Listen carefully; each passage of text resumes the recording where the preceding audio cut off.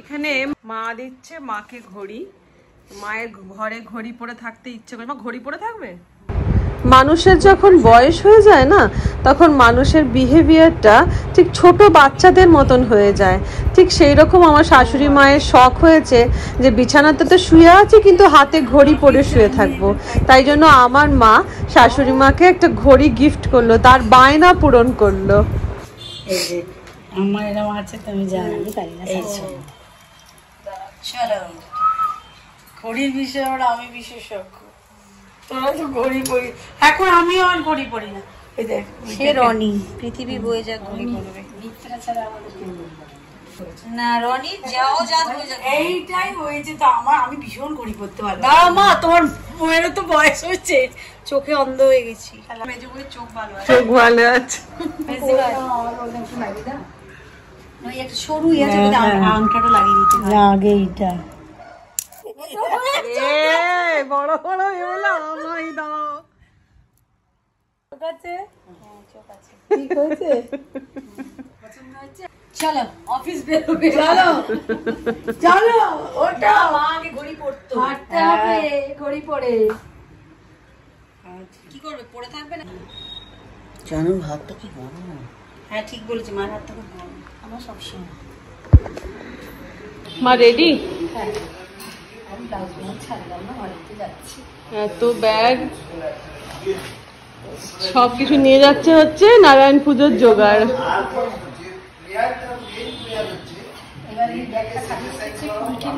হ্যাঁ, ও রাস্তা থেকে ফুল কিনবে, কোলাঘাট থেকে ফুল কিনবে।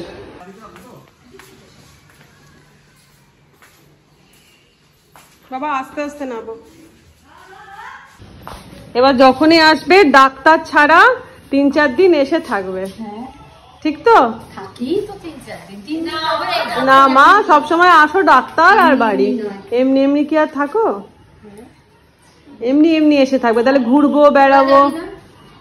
আমরা যাবো। ও তো কতদিন যায়নি। ও তাও হচ্ছিল, মা দেখতে গেছিল। হ্যাঁ করো। এটা কি আছে মা?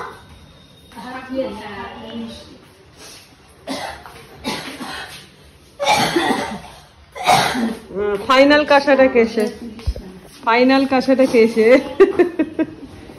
যাবি না তুই? একবার চলে যাবি। হ্যাঁ মা যাবো। থাকবে মা, একজনে দুজনকে যেতে বলছি না, একসাথে। না না, যাবো যাবো যাবো, একদম যাবো। এই দেখি, হ্যাঁ হ্যাঁ যাবো যাবো যাবো।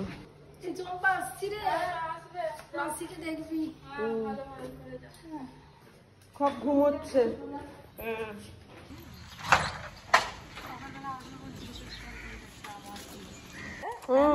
সাবধানে যাবে, অনেকক্ষণ। না করবে কেন বাবা? এর পরের বার যখন আসবে ডাক্তার নয়, হ্যাঁ এমনি থাকতে আসবে। হ্যাঁ এমনি।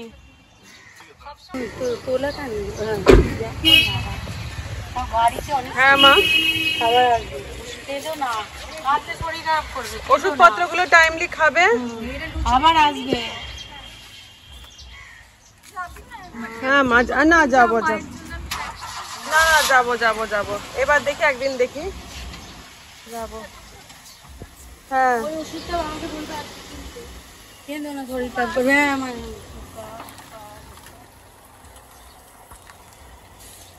Good morning. মায়েরা সবাই চলে গেল। মা বাবা মনটা যেন একটু খারাপ হয়ে গেল। এখনো চান ফান হয়নি, চোখে কাজলের অবস্থা দেখো এই পর্যন্ত চলে এসেছে, এখনো চান হয়নি। তো যাই হোক, মনটা খারাপ, ওই জন্য বিশেষ কিছু এই মুহূর্তে বলছি না। মা প্রত্যেকবার যাওয়ার সময় কান্নাকাটি করতে করতেই যায়, এবারও সেই একই জিনিস। তো যাই হোক, শরীরটা ভালো আছে, এটাই একটা শান্তির। এই যে 3 জনে এখন সিঁড়ি দিয়ে উঠছি, ওই যে ওরাও উঠছে। তো চলো এবারে নিত্যকর্ম পদ্ধতিতে হাত দেওয়া যাক। এই দেখো কিশমিশকে আমরা সিঁড়ি দিয়ে ওঠা শেখাচ্ছি। চ চ চ কিশমিশ, না উল্টে যাবে না, আমি পেছনে আছি।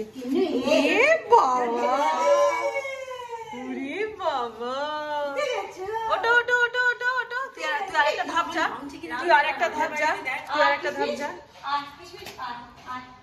যাও যাও যাও যাও যাও। আবার ব্যাগ গিয়ার দিচ্ছে। পরিশ্রমের ব্যাপার দরকার নেই। ছোট পাগুলো ছোট ছোট তো নাপতে পারবে না রে। নাপতে পারবে না। থাকো থাকো ওখানে সারাদিন। না দিদি পড়ে গেলে পা ভেঙে যায় যদি তুলে নেয়। ওটা বড় হলেই শিখবে, নিজে নিজেই শিখবে। Good evening. এখন বেজে গেছে রাত্রি 9টা। আমাদের অ্যাকচুয়ালি আমি তোমাদেরকে প্রথম থেকে বলি, সকালবেলা ব্লগটা আর কন্টিনিউ করতে পারিনি। কেন না, মায়েরা চলে গেল তো মনটা ঠিক ছিল না, মনটা ভীষণ খারাপ ছিল। খাওয়া দাওয়া করে নর্মালি শুয়ে পড়েছিলাম, ভাল লাগছিল না। তো যাই হোক, বিকেলবেলা হচ্ছে একটা ইনভিটেশন আছে, হচ্ছে পৈতের ইনভিটেশন আছে। তো সেই জন্য আমরা এখন যাচ্ছি ফুল মুখার্জি ফ্যামিলি আর কি। মানে আমাদেরকে না যে নেমন্তন্ন করে সে ভয় পেয়ে যায়। এই আমাদের নেমন্তন্ন করা মানে হচ্ছে ফুল ফ্যামিলি, মানে ভাবতে পারছো এতগুলো মানুষ। তো যাই হোক, কিছু করার নেই, শত্রুর মুখে ছাই দিয়ে মানুষ তো কিছু কম নয়। তো সেই জন্য এখন আমরা রেডি গো। 9টা বেজে গেছে, কিন্তু প্রচন্ড লেট। আর বাকি ওখানে গিয়ে কি হচ্ছে না হচ্ছে, কে কেমন সেজেছে না সেজেছে সবটাই তোমাদের সাথে শেয়ার করব। তো চলো এখন দেখি কার কেমন সাজ হয়েছে। তো দিদিরও সাজ হয়ে গেছে, এই যে 2 নম্বরের সাজ দেখানো হয়ে গেল। এবার বাকি আছে শুধু 3 নম্বরের সাজ দেখানো। সে মোটামুটি 1 ঘন্টা আগে থেকে রেডি হয়ে বসে আছে। তো চলো তাকেও একবার ডেকে নিই। এই যে 3 নম্বরের সাজ তোমাদেরকে দেখিয়ে দিলাম। ঘোরো, 3 নম্বরের সাজ তোমাদেরকে দেখিয়ে দিলাম। আমি 1 নম্বর 2 নম্বর 3 নম্বর সাজগুলো দেখিয়ে দিলাম। চলো, অলরেডি বেজে গেছে 9টা, কিচ্ছু খাবার পাওয়া যাবে না। চলো আমি খেয়ে নিয়েছি। ও তুমি তো খাবে না, পূর্ণিমা করে বসে আছো। কি খেলে? ভালো করেছো। এই যে আমার কন্যার সাজ, মামি সাদা সিম্পল। হ্যাঁ,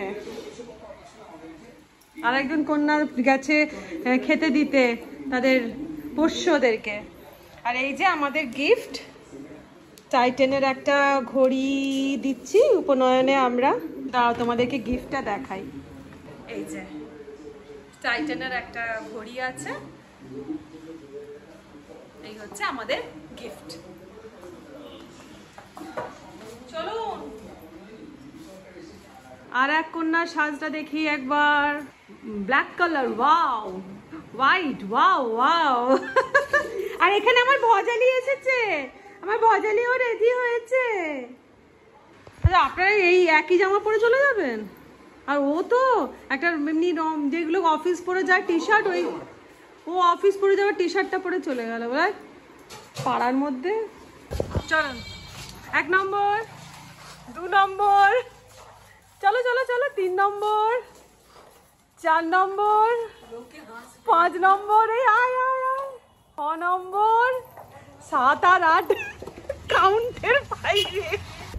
আর নেমন্তন্নটা অ্যাকচুয়ালি পাড়ার মধ্যেই, তাই এই যে আমরা সব এখন হেঁটে চললাম নেমন্তন্ন বাড়ি।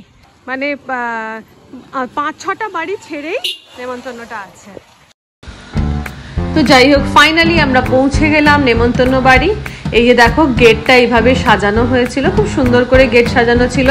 তারপরে ঢুকতেই ছিল একটা গণেশের মূর্তি, গণেশ ঠাকুরের। তারপরে ভেতরে এন্ট্রি নিতেই প্রচুর মানুষের ভিড়। আর কপিরাইটের ভয়ে আমি মিউজিক অ্যাড করতে হলো আমাকে আর কি, কারণ ভেতরে প্রচণ্ড পরিমাণে জোরে হিন্দি গান চলছিল, যে কারণে আমাকে অ্যাড করতে হলো মিউজিক। তো এইদিকে দেখো কি সুন্দর করে ওপরে এরকম রঙিন এইগুলো দিয়ে সাজানো ছিল, খুব সুন্দর। তো যাই হোক, এবার আমি চলে এলাম ভেতরে। এখানে আমার পাড়ার সুদীপ্তা রানী আর ছিল, মানে আমার বন্ধু আর কি। আর এদিকে দিদি মেজদি ভাইকে বলছে, মেজদি ভাই গল্প পরে করবে, আগে গিফটটা দিয়ে দাও, কিন্তু মেজদি ভাই গল্প করতে ব্যস্ত। আর এই দেখো, একটা বড় স্টেজের মধ্যে পৈতে যার হচ্ছে আর কি উপনয়ন, সে ছিল ওখানে বসে। ওর নাম হচ্ছে মায়াঙ্ক, খুব সুন্দর নামটা, মায়াঙ্ক। তো মায়াঙ্ক আর ওর মা ওপরে বসেছিল। মায়াঙ্কের মা মেজদি ভাইকে বললো স্টেজের ওপরে উঠে এসো, মেজদি ভাই নিচে থেকেই গিফট দিয়ে দিচ্ছিল। তা আমি মায়াঙ্কের মাকে একটুখানি সামনে ডাকলাম, দেখি তোর সাজটা দেখি, খুব সুন্দর নতুন কনের মতন সাজ হয়েছিল ওর। আর পাশে মায়াঙ্ক বসেছিল, মায়াঙ্ক এই যে সেই ছোট্ট ছেলে যার উপনয়ন ছিল। এরপর মেজদি ভাই কোনো রকমে ওপরে উঠে এলো, উঠে গিফটটা তাকে দিয়ে দিল। তো এরপরে চলছে এখন আমাদের গল্পের পালা। এই যে দিদি, তারপরে আমার পাড়ার সবাই বন্ধুরা, বন্ধু বলতে ওরা আমাদের থেকে ছোট, তবুও আর কি বন্ধুই হলো। এখানে দিদি কিন্তু হালকা করে কোমর দুলিয়ে নিল। এখানে একটা স্টেজ করা ছিল, স্টেজের মধ্যে বেশ জোর কদমে কিন্তু নাচানাচি চলছিল। আমার চোখটা কিন্তু বারবার ওই রঙিন রঙিন করে ওই ওপরে করা ছিল না, ওইগুলোর দিকেই যাচ্ছিল। এখানে এরা কি বলছে আমি শোনাতে পারলাম না কপিরাইটের ভয়ে, আর আমার মেয়ে ওইদিকে কি একটা দেখছিল। তো যাই হোক, নেমন্তন্ন বাড়িতে এলেই তো সবার সাথে সবার দেখা সাক্ষাৎ হয়। এইখানে চলছে ফুল ফেজেটে আমাদের আড্ডা গল্প। নেমন্তন্ন বাড়ি মানেই তো তাই বলো, সাজবো গুজবো খাবো, আর চেনা পরিচিত মানুষদের সঙ্গে তো এমনিতে তো দেখা হয় না। তো এই নেমন্তন্ন বাড়ি হলেই, অনুষ্ঠান হলেই দেখা সাক্ষাৎ হয়। আর এইদিকে দেখো, বলেনি কচি কাচাদের দল নাচানাচি স্টার্ট করে দিয়েছে, খুব মজা লাগছিল দেখতে। পেছনে একটা জায়েন্ট স্ক্রিন ছিল, আর এইদিকে মিস্টার মুখার্জি চা নিয়ে রেডি, গল্প করছে। ঢুকেই আগে কিন্তু এক ভার চা নিয়ে নিয়েছিল, সেও কিন্তু বিশাল একটা আড্ডায় ব্যস্ত ছিল। আর এখানে আমার তিন্নিশো না, সে ভ্যাবলা কার্তিক হয়ে গেছে, বুঝতে পারছে না কি করবে। এই যে ফাইনালি আমি ক্যামেরাটা একজনের হাতে ধরিয়ে দিয়ে আর নিজে একটুখানি ক্যামেরার সামনে চলে এলাম। গল্পও হবে আর নিজেকে ক্যামেরায় একটু দেখানোও তো দরকার বলো। আর নিজেকে ধরে রাখতে পারছিলাম না, নাচানাচি করতে খুব ইচ্ছা করছিল, কিন্তু নাচতে পারলাম না। অন্যের বলো না, অন্যের অনুষ্ঠান হচ্ছে, তো এই হচ্ছে ব্যাপার। এখানে আমি আমার দুই কন্যাকে একটু দেখিয়ে নিলাম। এবার চলে এসেছি আসল জায়গা, মানে স্টার্টার কাউন্টে। মুখার্জি বাবু এসেই স্টার্টার কাউন্টে চলে এলো। এখানে আজকে আচ্ছা এটা বলিনি, এটা পৈতে বাড়ি ছিল বলে ম্যাক্সিমাম ভেজ আইটেম ছিল। ভেজ পকোড়া, তারপরে পাস্তা, তারপরে ছিল হচ্ছে মোমোর জায়গাটা খালি হয়ে গেছিল, তখনও ঢালা হয়নি। রনি মোমোর জন্য ওয়েট করে যাচ্ছিল। তো তারপরে ফাইনালি মোমোও চলে এলো। এবারে রনির থেকে আমি একটু চাউমিন খেয়ে নিলাম, কেন বলতো ক্যামেরা হাতে তো আমি খেতে পাচ্ছি না। তো আমি একটুখানি ওর কাছ থেকে নুডলস খেয়ে নিলাম। আর এখানে মুখার্জি বাবু খাচ্ছে পাস্তা, তার সাথে কাঁচা পেঁয়াজ, আর রনি খাচ্ছে এটা নুডলস। তো এই চলছিল এখন স্টার্টার খাওয়ার পালা। তারপরে দেখি মানে যার পৈতে হচ্ছে মায়াঙ্ক, তার মা মাসি ঠাকুমা দিদিমারা সব নাচানাচি করতে ব্যস্ত। আমার ভীষণ ইচ্ছে করছিল নাচতে, খুব ইচ্ছা করছিল একটু স্টেজে উঠি নাচি, কিন্তু না গো, নাচতে পারলাম না। যাই হোক, দেখেই একটুখানি মজা নিয়ে নিলাম।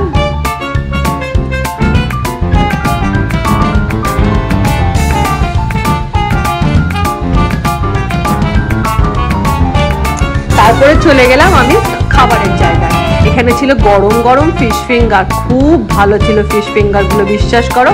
আচ্ছা, এখানে একজন আমাদের সাবস্ক্রাইবারের সাথে মিট হয়ে গেল। আমার চ্যানেল তার খুব ভালো লাগে, সেটা শুনে আমি তাকে একটুখানি ক্যাপচার করে নিলাম। তার আমার চ্যানেল ভালো লাগে শুনে। তো আমিও আমার প্লেট নিয়ে রেডি হয়ে গেছি। আর খাবারের জায়গায় মেজদি ভাই তো খেতে পারবে না, তাই আইসক্রিম খেয়ে কোমর দুলিয়ে যাচ্ছে। তো এই হচ্ছে ব্যাপার স্যাপার। আমার খাবারের একটুখানি তোমাদেরকে দেখিয়ে দিলাম আমি কিভাবে খাচ্ছি। দারুণ ছিল ফিশের আইটেমটা। আর তারপরে সবাইকে টাটা করতে করতে করতে করতে আমরা বাড়ির দিকে এগিয়ে গেলাম, ভিড় ঠেলতে ঠেলতে। তার মধ্যে দেখো মেয়েকে একটুখানি নেচে নিল। এই হচ্ছে ব্যাপার। তো যাই হোক, সবাইকে টাটা বাই বাই করে আমরা অবশেষে বাড়ির পথে রওনা দিলাম।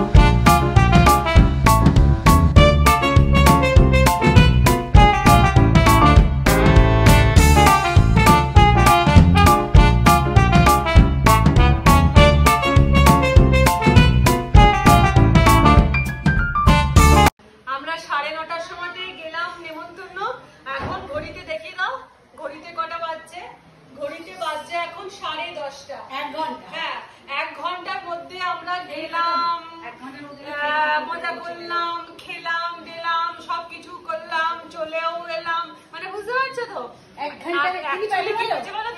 এত ভিড়, গরমে আমাদের সব পুরো কুলকুল করে অর্ধেক মেকআপ আমার তো ওই নেমন্তন্ন বাড়িতে ফেলে দিয়ে এসেছি, অর্ধেক মেকআপ চলে গেল। বল, খাবারেও তাই করেছি, খাবারে ওই ফিশ ফিঙ্গারটা ভালো করেছিল, ফিশ ফিঙ্গার খেয়ে নিয়েছি, আর ম্যাক্সিমাম ভেজ আইটেম ছিল, তো ফিশ ফিঙ্গারটা আর চিলি ফিশই বোঝা গেছে। আমি জানি না, খাওয়াইনি chilli fish, fish finger, chilli fish আর পোলাও। আমিও সব কিছু খাইনি না, আমি কি করে জানো তো, আমি কোনো নেমন্তন্ন বাড়ি থেকে কি করি বলো তো, হট আইটেম যেগুলো সেগুলোটাই হট আইটেম, মানে মাছের আইটেম গুলো খেয়ে নি বা মাংসের আইটেম খেয়ে নি, কোনো রাইস, কোনো রুটি পরোটা কিছু খাই না, আর তার সাথে দুটো গোলাপ জাম খেয়ে টুকুস টুকুস করে বাড়ি চলে এলাম। তো এখন বেজে গেছে 10:30, এবারে ফ্রেশ ট্রেশ হবো। তো যাই হোক, সবাই এখানে ছোট্ট ব্লগই হোক শেষ করে দিচ্ছি, আর টানছি না। তাহলে আজকের মতো ব্লগটা এখানে শেষ করে দিলাম। তোমরা সবাই খুব ভালো থেকো, খুব সুস্থ থেকো, এবং সবথেকে বড় অনেকটা ভালো থেকো, আনন্দে থেকো, অল টাইম স্মাইল। টাটা, আবার দেখা হচ্ছে কালকে। প্রি হোলি আজকে, তো তাই সবাইকে জানিয়ে দিচ্ছি প্রি হোলি কি বলবো, শুভেচ্ছা। আর কাল হচ্ছে হোলি, আর হোলিতে আমাদের একটা স্পেশাল আয়োজন, হোলি ধামাকা। কালই জানবে।